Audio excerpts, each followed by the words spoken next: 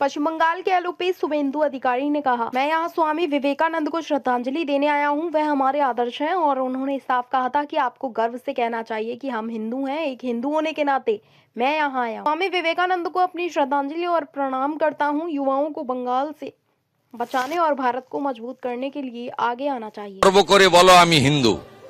I Hindu, as a Hindu I come here, offer my regards, my pranam to great Swami Vivekananda ji. And what would be your appeal to the youth today? What would be your appeal to the youth? Youth should come forward to save Bengal, strengthen our India.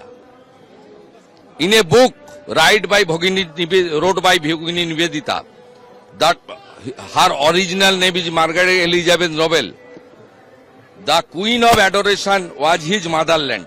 Sir, The Swami Vivekananda said. on the culture which we have seen that they're destroying in Bengal, and Swami Vivekananda showed the path. In here, some GMC people, please see outside. The Jubaraj. Jubaraj only is Swami Vivekananda. No other is Jubaraj. The only Jubaraj is our icon Swami Vivekananda.